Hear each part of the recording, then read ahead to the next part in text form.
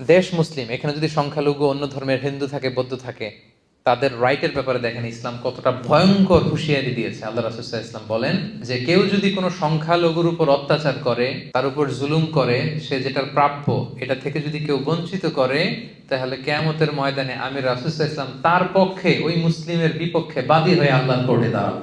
আপনি নামাজ পড়তে পড়তে কপালে দাগ ফেলাই দিয়েছেন, দাড়ি রাখতে রাখতে এত লম্বা জুব্বা, এরপরে হিন্দুদের বাড়ি দখল করতেছেন আর বলতেছেন আপনি বড় হাজী সাহেব। আল্লাহ রাসূল সাল্লাল্লাহু আলাইহি ওয়াসাল্লাম বলেন কিয়ামতের দিন আল্লাহ রাসূল ওই হিন্দুর পক্ষে থাকবে, আপনার বিপক্ষে।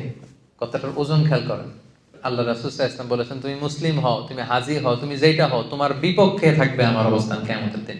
আচ্ছা, সোজা সাপটা একটা আনসার দেন। রাসূল সাল্লাল্লাহু আলাইহি ওয়াসাল্লাম যদি কারো বিপক্ষে বাদী হয়ে দাঁড়ায়, যার শাফাআত ছাড়া আমরা জান্নাতে ঢোকা কল্পনাই করতে পারি না, তিনি আমার বিপক্ষে আল্লাহর সুপ্রিম কোর্টের ট্রাইব্যুনালে আমার বিপক্ষে, জান্নাতে যাওয়ার কোনো সুযোগ কি আমার সেদিন থাকবে? জন্য খবরদার। সংখ্যালঘুদের ব্যাপার দেখেন ইসলাম কত কঠিন হুঁশিয়ারি দিয়েছে। আমার হিন্দু ভাইরা, এই আলোচনা যদি কেউ আপনারা শুনেন, আপনাদের পক্ষে সেই 1400 বছর আগে আপনাদের পক্ষে, আপনাদের রাইটসের জন্য, আপনাদের অধিকারের জন্য রাসূল সাল্লাল্লাহু আলাইহি ওয়াসাল্লাম লড়াই করেছেন।